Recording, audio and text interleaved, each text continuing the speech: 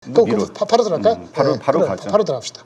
지금 요새 반도체주들 그러니까 지금 속 터지는 게 2차 전지가 됐든 뭐가 됐든 안 좋은 종목, 그러니까 계속 하락하던 종목들 가지고 있던 분들이 지쳐가지고 네네. 아이고 그래 주도지에 올라타자 하고 네. 반도체로 올라탔다가 그냥 네네. 또 거기서 지금 피 보고 있는 분들이 워낙 많아서 고점 잡았으면 피볼 수 있죠. 네. 근데 일단 간단히 할게요. 사실은 징조가 금요일 날 미국장이 많이 올랐죠. 지난주 금요일 날 파월이 한마디 하시는 바람에, 그리고 필반이 그날 가장 많이 올랐어요. 2.7%. 다 좋은 것 같았잖아요. 네. 근데 2.7%는 게 그다지 썩 좋은 것만 아니었어요. 아 그래요? 2.7% 올라서 주간으로는 비슷하게 키 맞추기 한 정도밖에 안 됐거든요. 그런데 보세요.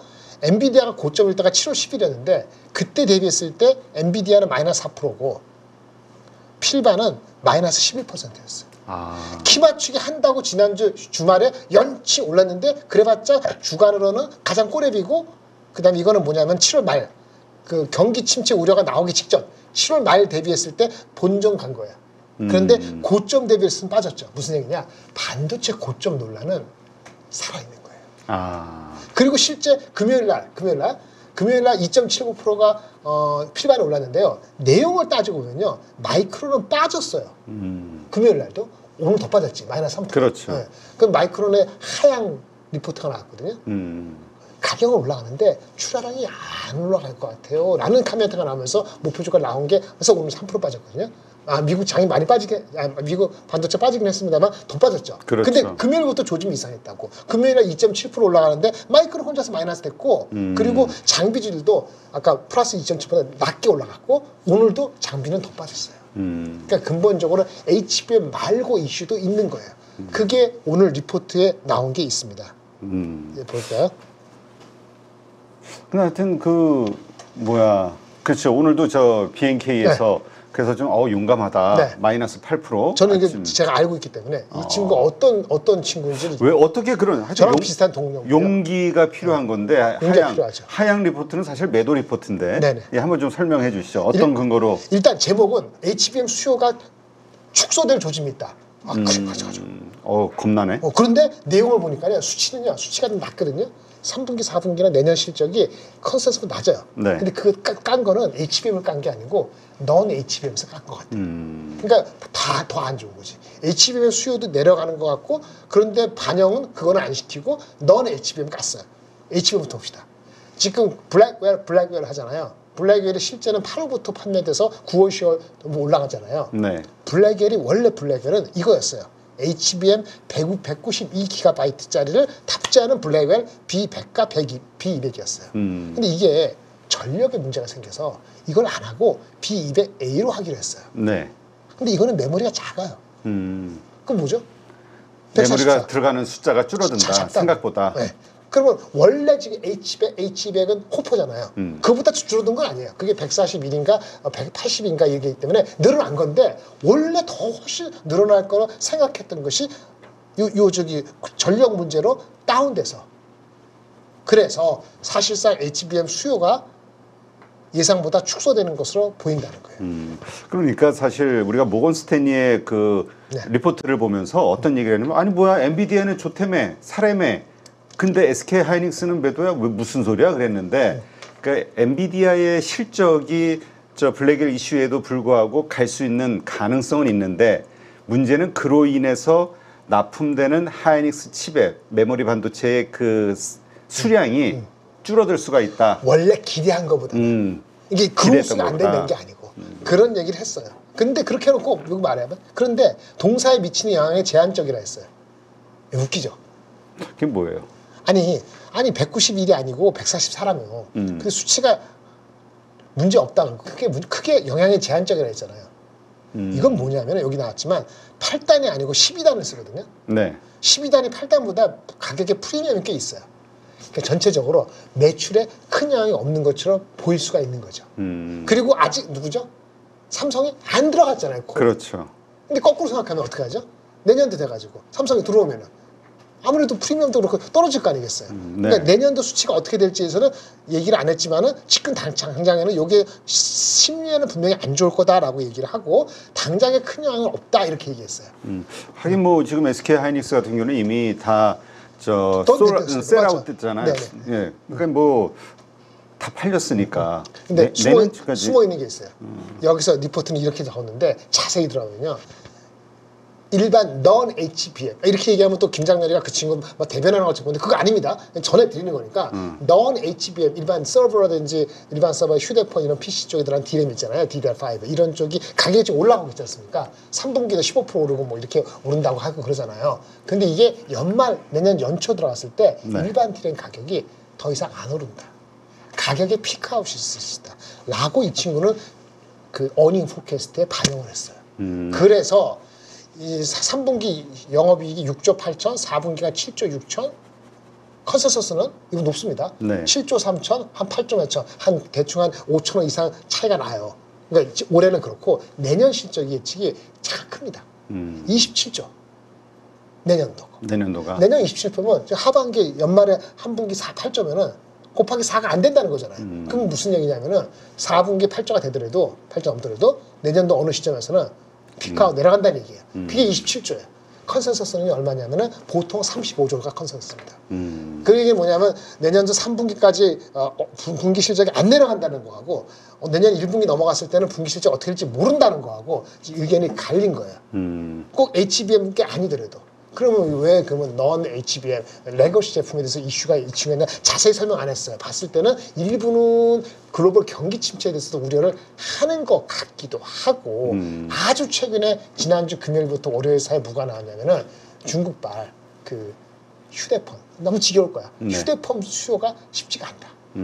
증가 폭이. 그 온디바이스 AI는 올해는 영향을 못 미칠 것 같다. 그러면서 기대치 조금 낮추는 분위기가 일부 나타났어요. 그런 것들을 경기 침체나 연가를 일부라도 시켰으면 그거는 뭐 수학 공식이 있는 게 아니잖아요. 그러면 수치가 올해 6조 7조 내년에 27조 컨센서스는 더 높은 애 누를 거하고 생각이 바뀔 수도 있죠. 그렇게 해놓고 목표 주가를 23만 원 했다는 얘기는 뭐냐 이거는 전고점 안 간다는 얘기예요.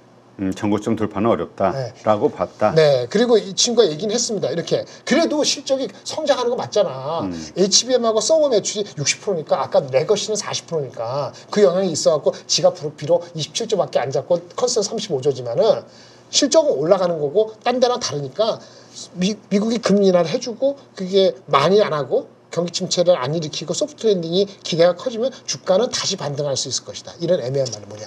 그럼 이게 이해가 안 되면 반등을 늦어질 수도 있다는 얘기죠. 그리고 반등하더라도 자기는 PBR 이런 상태에서는 내년 1분기, 2분기 어느 시점 내려갈 수 있다 보면은 북밸류 2배 정도밖에 안 준다는 거. 2배는 보통 애널리스트 2.5배까지 주는 거는 사이클이 상승 사이클이 연장된다는 건데 거기에 보수를 잡으니까 2배밖에 안 주면은 목표 주가가 20만 원 중반 이상 안 나오는 거죠. 이게 이제 BNK 애널리스트의 네. 이제 반도체 애널리스트의 이제 의견인 거고. 네네. 자, 문제는 우리 김전율 본부장은 이 의견에 동의하십니까? 일단 제가 봤을 때는 경기 침체가 안 온다고 보면은 이거보다는 더 갈 수도 있는데 지금은 불정확한 요거 HBM 이런 게 있기 때문에 내일 모레 엔비디아가 그러니까 여기서 엔비디아 젠슨 황이 저것을 얼만큼 빨리 그렇지. 그 제대로 된 원래 계획된 그 제품이 언제 출시가 될 것이냐. 192기로 다시 갈 것이냐 아니면 영원히 144로 갈 것이냐 삼성은 들어오느냐 안 들어오느냐 아니면 이제 내년에 쇼테지가 날 것 같냐 이런 거를 들어봐야지 이게 희석이 될 것 같아. 이 우려가. 그런데 안에 희석이 안 되는 게 뭐죠? 아까 40%는 레거시요. 레거시에 대한 해석이 안 되잖아요. 그렇지. 그거는 HBM 쪽이니까. 그러니까 그렇지. 40%는 엔비디아가 해석을 못 해주잖아요. 그게 걱정되는 거는 엔비디아가 실적도 잘 나고 실적 준비했는데 300억 이번 실적 나오는 거. 그다음 컨센서스는 가이던스는 8, 9, 10월 달에 3대 분기인데 이건 330억. 그러니까 실적도 300억 잘 나오고 거기다 다시 또 QQ 330 하면은 이 330억이 작년 대비 80% 넘는 거거든요. 이 정도 완벽해요. 거기다가 뭐 엄청 좋게 얘기를 하더라도 그 주가가 한 10% 가더라도 삼성하이닉스가 5% 정도 올라갈까? 아까 non-HBM 요소가 생겼다는 걸 사람들이 인식하기 때문에 그거만큼 그래도 어쨌든 절대적으로 주가가 엔비디아가 잘 가야 따라가는 건데 제 걱정은 그거예요. 반등을 할 것 같은데 이제 그 정도 과거의 그 상관관계만큼 같이 가는 그런 흐름이 똑같이 재현이 안 될 것 같아요. 그래서 제가 약간 좀 걱정이 되는 거죠. 그러니까 결국은 그 블랙엘 이슈로 인해서 SK 하이닉스가 타격을 입는 거라고 보시는 거군요. 왜냐하면 예상했던 하나에 들어가는 반도체 개수 이것이 그 후속 그러니까 대안 제품이 나오기는 해서 엔비디아 입장에서 문제가 없지만 거기에 들어간 칩의 수가 줄어들기 때문에 그래서 전체적으로 그렇죠. 매출이 줄 수 있는 가능성. 직급이 아니더라도 해가 바뀌었을 때 해가 바뀌면 그 제품이- 삼성도 들어올 수 있으니까. 그 다음에는 이제 삼성전자 이슈가 있고. 예, 그래서 삼성전자가 덜 빠지고 하이닉스가 더 빠지는 거예요. 라고 해석을 합니다. 외국인들이 지금 3일째 계속 120만 주씩 매도를 하고 있는데 이 이유가 거기 있다고 보는 건가요? 그것도 포함돼 있다. 엔비디아 말고도. 어느 게 더 많은지 하더라. 근데 참 이런 말을 들을 때마다 좀 당황스러운 게 아니 불과 뭐 오늘 그 리포트가 나왔다 하시지만 또 1주 전, 2주 전 나왔던 리포트는 반도체 슈퍼 사이클, 빅 사이클에 대한 이야기를 했잖아요. 자, 제가 다른 방송할 때 저랑 같이 파트너하는 그 출연자도 그런 얘기 하는데 동영상이 되고 그러면 클라우드, HBM 엄청 쓰고 반도체 맞는 얘기야. 근데 동영상이 얼마나 우리가 그 AI 애플리케이션에 적용될 것이냐 빨리 안 되면은 시간이 걸리는 그것도 캐즘이 생기는 거거든요. 그러니까 이상적인 거 맞는데 그것이 동영상으로 해서 반도체가 엄청 쓰이는 그런 거는 올해 내년 초보다는 내후년 얘기이기 때문에 지금 올해 내년도까지 가는 걸 얘기하잖아요. 우리가 2년을 보고 얘기하지만 어느 순간에는 2개월을 보고 얘기하고 한 쿼터를 보고 두 쿼터를 보고 얘기하기 때문에 약간 이상적인 거는 항상 좋은 얘기인데 실질적으로는 예상보다 벗어나면은 주가는 물러날 수 있다. 그 얘기는 반도체도 네. 캐즘이 온다. 캐즘이 HBM 쪽 AI 반도체. 네. 그럼에도 올 수 있다. 그럼에도 불구하고 제가 전저점까지 내려간다고 보진 않습니다. 전저점은 삼성전자가 72,000원, 하이닉스가 15만 몇천 원까지 갔잖아요. 거기까지 가지는 않는다고 봐요. 엔비디아가 특별히 좋은 얘기를 안 한다 하더라도 실망이 있다 하더라도 왜 안 그러냐면은 경기 침체가 나는 가능성을 반영한 게 72,000원하고 15만 몇천 원이거든요. 그 정도까지 내려갈 정도로 이 체력이 약하지는 않아요. 그래서 여기서 이미 주가가 좀 움츠고 있기 때문에 이게 좀 안 가서 짜증이 나고 좀 더 빠질 수도 있죠. 한 5%, 10% 더 빠질 수 있습니다만은 그래서 전고점 가는 굉장히 힘들지만 전저점을 깨가지고 하는 거는 경기가 침체가 돼야 돼요. 그래서 결국 다시 얼마까지 빠질 수 있는 경기 침체에 대한 걸 생각을 해야 되는데 주식시장의 경기 침체 잊어버렸죠. 그렇죠. 근데 우리 채권 시장에서 2년물 국채는 이미 경기 침체를 어느 정도 아직까지 반영하고 있거든요. 3.96 아니에요? 근데 지금 기준금리가 5.0이잖아요. 그럼 이게 얼마 차이야? 120%예요. 근데 금리 인하를 3번밖에 안 한다? 아니야. 채권은 4번, 5번까지도 반영을 하고 있거든요. 근데 그것이 오히려 아직까지 그 8월달 고용 지표가 실업률이 올라가는지 안 오는지까지 확인해야지 마음이 편할 수 있기 때문에 그것도 약간 시클리컬한 주식에 영향을 주고 있고 엔비디아도 있는데 또 다른 것들 같이 잡음이 나오니까 순위가 제약바이오라든지 금융 대비했을 때 뒤처질 수밖에 없는 거죠. 이게 갑자기 피크아웃 논란이 나오니까 이거 뭐지? 근데 아까 모건 스탠리 피크아웃은 좀 다른 얘기입니다. 이것도 준비했는데 하나 말씀드릴게요. 이게 모건 스탠리 이게 모건 스탠리 준비는 업황의 지금 피크가 아니고 네. 향후 6개월, 9개월 내로 성장률이 둔화되는 걸 미리 준비하라 이런 얘기예요. 근데 성장률이 둔화되는 건 맞을 것 같거든요.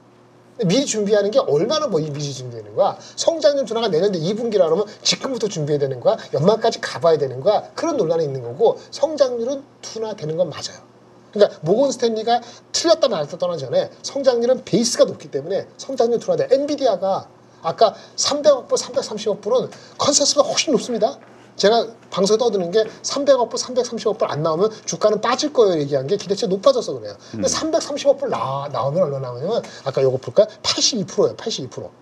여기 보면 이게 이게 300억 불 나오고 실적이 그다음에 가이던스 8월 10월이 블랙웰이 얼마나 영향을 주느냐에 따라서 310억밖에 안 나올 수도 있는데 330억 되면은 QOQ 10%고 YO 82%잖아요. 이게 아무리 달라도 전분기 120%보다 성장률 내려가요. 작년 4번 다르니까. 근데 사람이 이거 어떻게 반응할지 모르겠는데 블랙웰이 영향을 미치니까 이게 좀 낮을 거라 봤는데 이 정도 나오면은 블랙웰 영향이 별로 없네? 생각해보세요. 블랙웰이 8월부터 시작하게 되는데 4주 정도 영향 미치면 늦었으면은 9월, 10월, 8월만 영향 미치면 9월, 10월 영향 안 미치면은 315불 이상 나올 수 있을 것 같거든요. HB에 그런 걸 보고 있는 거예요.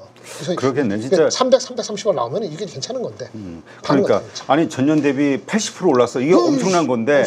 근데 문제는 지난 분기에는 120%인데 그럼 120% 오르다가 80%로 이게 떨어진다라는 관점으로 받아들이면 끝이 왔구나. 만약에 11월, 12월, 1월을 성장률을 한 여기서 QOQ로 한 자릿수 잡잖아요.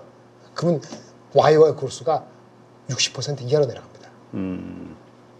그래서 실적과 시나리오 중요하고요. 가이던스 또 중요한 게 이게 또 중요해요. 질적으로 마지막 엔비디아가 한 말.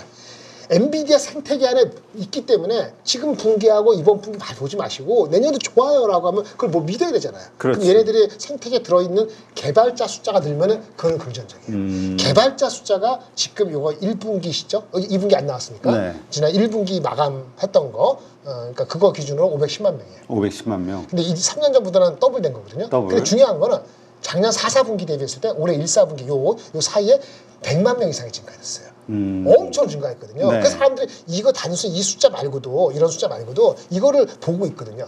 그러니까 개발자가 이번 2, 4분기에 600만 명 됐다. 그러면 굉장히 좋은 거지. 그럼 내년 초까지 좋은 거거든요. 그래서 질적인 코멘트, 넘버 오브 디벨로퍼. 하나 더 얘기하면은 GPU를 가지고 한 애플리케이션 숫자. 이런 것들도 좋게 보는 수 있는 근거인데 엔비디아 발표에서 젠슨이 이걸 어떻게 강조할지도 중요한 거죠. 근데 이거 뭐 아무리 얘기하자면 실적이 미스하면은 좀 실망할 수도 있죠. 그 경쟁감이 워낙 커서 좀 미리 실망한 측면도 있어서 오늘 많이 빠지면 엔비디아가 두 가지죠. 실적이 생각보다 안 나오는 거 할 수도 있고 너무 지나치게 두려워하는 거 아니야? 동시에 있어요. 그래서 지금 시장 어떻게 보고 있냐? 지금 에버코어한테 물어봤어요. 지난주에 에버코어가 증권사 지금 350명, 300몇 명한테 실적 발표하고 나서 목요일날 어떻게 될 것 같아요? 물어보니까 이거 오늘 주가 반영 안 될 겁니다. 27%는 140불 이상, 그러니까 8% 이상 올라가는 거고 120불 안 깨져요. 57%, 80%가 다 조기상 가잖아요. 그러다가 오늘 아침 빠진 거거든요.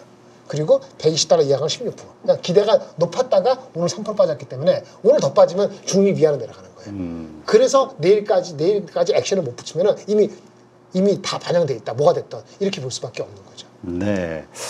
야, 이게 그렇게 생각하면 이게 만약에 이제 결과적으로 맞는 어떤 네. 모습이 흐름이 나온다고 하면은 이거 그냥 작년에 2차 전지도 그렇고 네. 올해도 그렇고 7, 8월을 기점으로 네. 전부 피크아웃 논란이 나오는 그 전에는 또 현대차인가 자동차의 피크아웃이 있었고 그러니까 지금 한 3, 4년째 계속 7월 달이 피크아웃이 네. 되는 네. 어떤 움직임이 계속 나오네요. 주도주들의.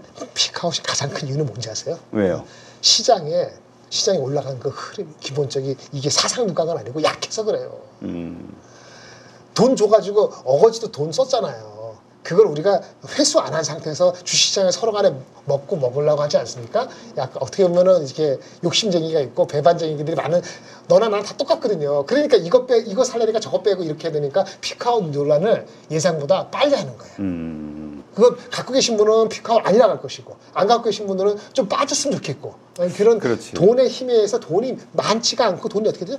약해지고 있는 거였기 때문에 피크아웃 논란이 있는 거고 금리 인하는 한다고 하지만 금리 인하 엄청 해서 옛날식으로 금리 2.5%로 가는 시대는 까지는 안 보잖아요. 그러니까 아직 유동성 장애라고 보지는 않기 때문에 두려운 마음이 있어갖고 거기서 약해지는 마음이 피크아웃 논란에 빨리빨리 휩쓸린 거죠. 그러다가 새롭게 나온 게 자동차는 올라갔잖아요. 왜? 기업 밸류업 때문에. 그러니까 뭔가 그런 게 나와야 돼요.